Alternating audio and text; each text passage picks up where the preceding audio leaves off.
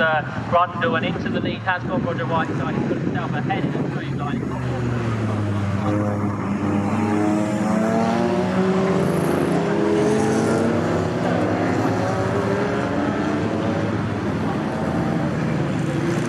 Great stuff comes down here. Taking a little bit different. On the second time, I question myself now. Not entirely sure actually. The rain radar just said there might be a shower passing during this race. Certainly it's going to clear up shortly, but the drivers don't like that, do they? Josh, just a bit on the screen.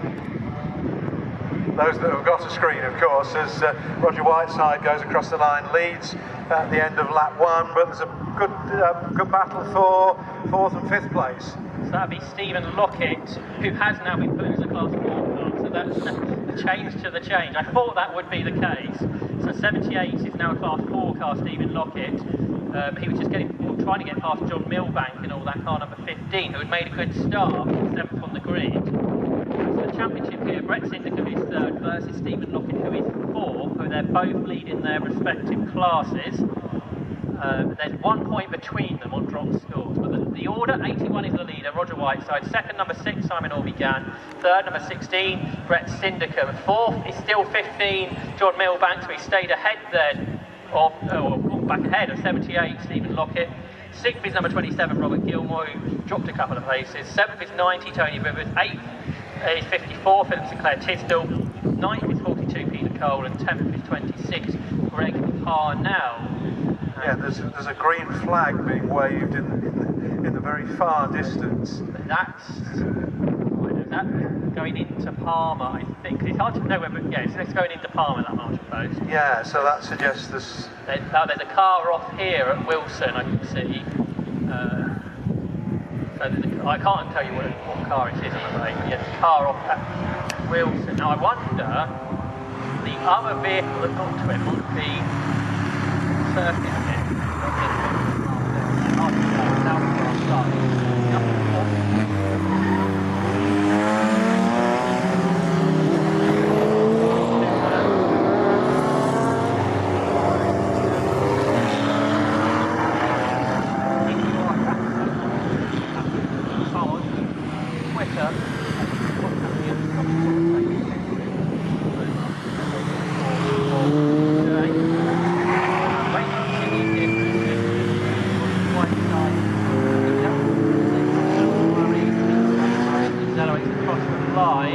Simon Orbigan a long way behind him. Well, this is the second lap of the race. 2:13.2 for Whiteside. That's a couple of seconds slower than qualifying this morning. He's 5.6 seconds ahead. His 3rd and 4th are together because John Milbank, who only qualified 7th, is up to 4th and chasing after Brett Syndicum. They are in different classes. The 3rd and 4th are together now. Stephen Lockett is 5th. Robert Gilmore is 6th. And the car that hasn't come through is the Greg Parnell car, the Aero 8, or the Aero GTN, I think as it's known. So car number 26 must be the one that's off there at Wilson. Also 55, which was Simon Sherry. They were quite close together on circuit before that.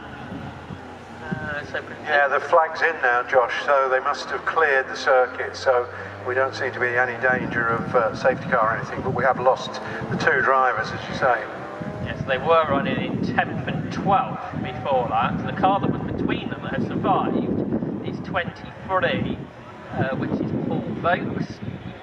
Otherwise the order pretty much as it was. Paul Bryan, who started from the back, qualified out of session, he's gained a couple of places. He's in 14th. After 2 laps. This is lap 3, there are 24 minutes to go, and Roger Whiteside leads. It's very close. I don't know what position that's for, but 2 cars in front of the yellow car. Somewhere trying to top 6, isn't it? They're all quite close. It's probably in the 6th place. Robert Gilmore, 7 is 90, Tony Rivers, 54.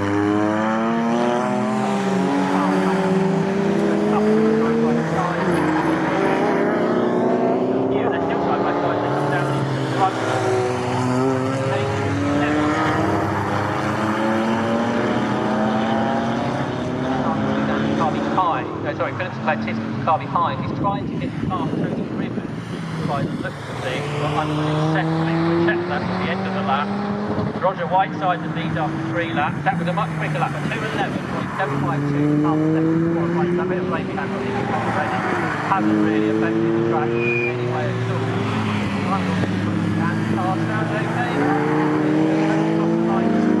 Lowish, not sounding particularly healthy or something. In the same order behind, Snetterton, Milbank, Lockett. 6th is Gilmore. There could be a change for 8th position down towards Ritchie. St Peter Cole in the more powerful Class 3 car. Comes up the inside of Simon Orbigan, who defends. And in the end, they don't change position. So 7th, 8th, and 9th are all together. Tony Rivers, Phillips Tisdale, and Peter Cole. Then in 10th position, across the line, comes Paul Vokes, I should say, sorry, Paul Vokes in 23.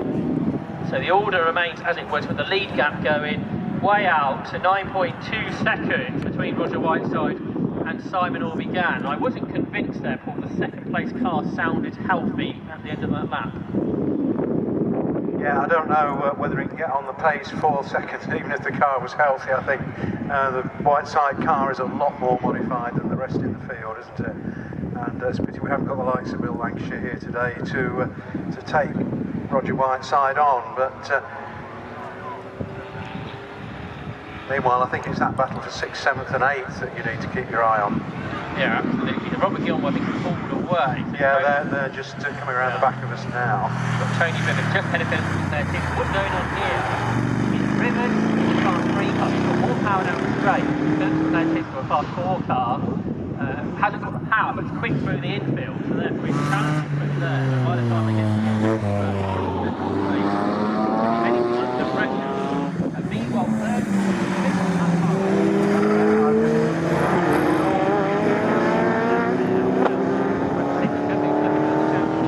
just in front.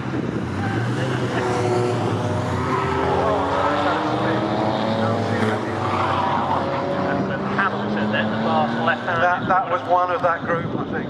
That's further back, isn't it? Yeah, sorry, it's further back in the race, but car not moving at the moment. Lost the engine, I would think, the driver. Now that's in a bit of a dangerous place, Josh, isn't it? If the driver can't get that car going again. Quite close to the end of the track and not very near the marker. I think that might have to be a safety car. Meanwhile, side by side, the third is Ritchie. John Milbank, there's something kind of Brexit. His way. They are in different classes, but of course Brexit doesn't want to get involved in someone else's incident. So they got through the corner with Snetterton just in front, and not far behind them is Stephen Lockett. So 3rd, 4th and 5th pretty close together. That second group of cars stay in the same order. Meanwhile, that car's not going anywhere. Not going anywhere at all, is it? No, so I'm not sure the clerk of the course is going to be happy with it sitting there at 90 degrees to the circuit, just over the curve. So the leader's just about to pass, I think. Yeah, the leader goes past now, past that stationary car. So a bit of sign of any activity towards the safety car at the moment, I'm pleased to say. Roger Whiteside's got another fastest lap of 2:11.0, which is quicker than he went in qualifying. Meanwhile, Simon Orbigan is somewhat slower than what he was in qualifying. So who have we lost off the lap chart? Who's had that spin? Is it Kilby? Is it number 20? So number 20. Yeah, Tony Kilby, I think. Tony Kilby was one from last anyway, so the battle right near the back of the field. The problem is he's still in the car, the car's not going anywhere, but it's close to the traffic going on. Out there's that back of the six going through past it. So Robert Gilmore's being caught by that battle between Tony Rivers, Phillips Tisdale and Peter Cole. And it's 6:13 like playing on half. There's about a third turns into front, so if you're sitting there on the back, on something third.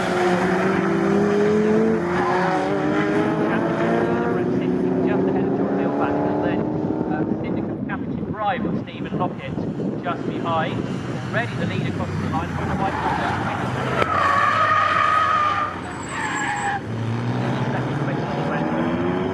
single solitary car arrived at the stationary car now to talk to the driver, but I'm thinking that's something weird happened in that battle for 6. I missed it, but Al Nelson they were 3 abreast.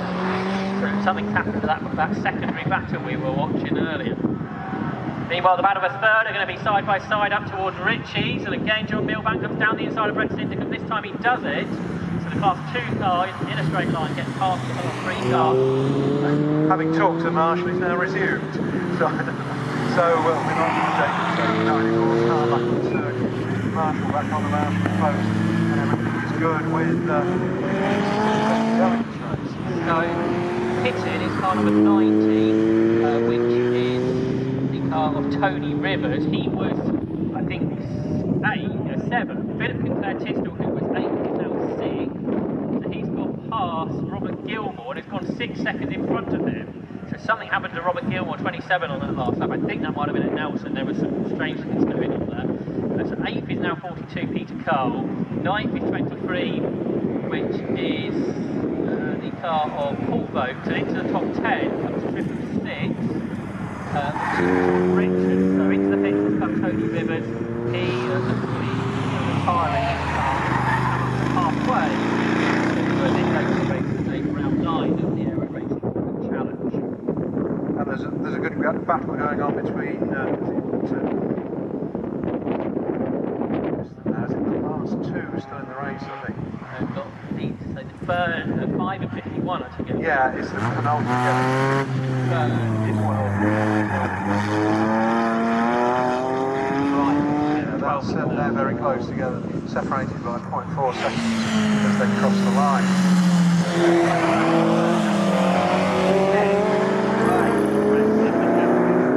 Roger Whiteside completes another lap for the first time in the race, doesn't finish quicker than his previous best. But he's a long way ahead of Simon Orby-Jan. Quick as he went qualified by I think he's going to get the call.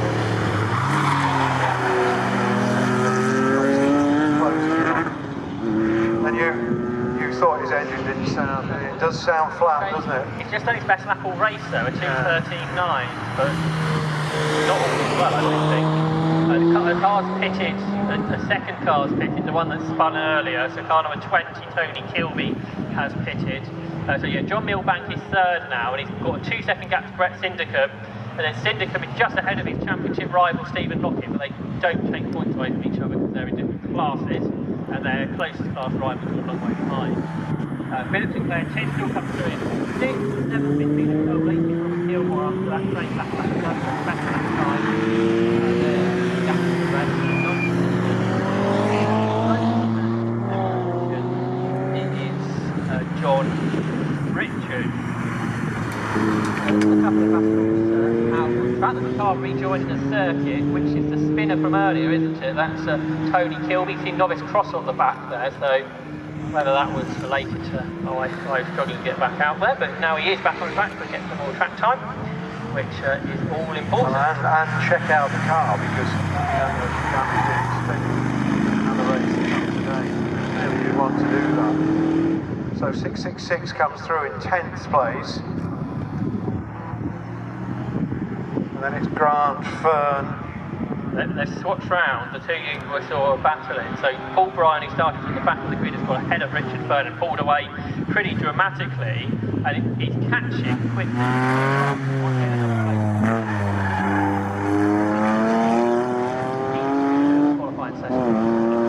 So we're into the second half of the race now, 14.5 minutes left. As the leader crosses the line, completes 7 laps.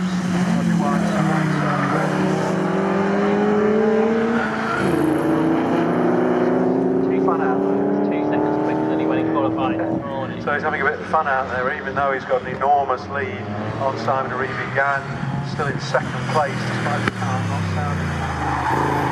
Third and fourth back together. My Brett Syndicate going up the inside into the Murray. I don't think he's made that work. So two pretty similar liveried cars, or certainly from a distance. But it's Milbank, I think, who is still in front as they accelerate across the line. It is with Brett Syndicate going back after him as they cross the line. And Brett Syndicate just does the personal best and the fastest lap within Class 3, which is important for that extra championship point. Let's just check this race. The championship's going to be done in this race. They both score 11.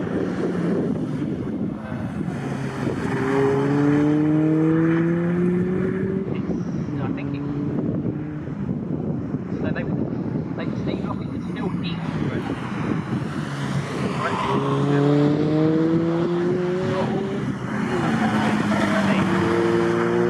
There's a few more spots around the window.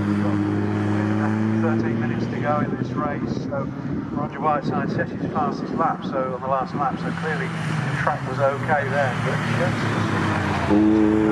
raindrops all over the track again. Getting brighter. It is. Well, it's supposed to be brightening up according to the weather forecast by about 12 o'clock. It should be sunnier, and it is 12.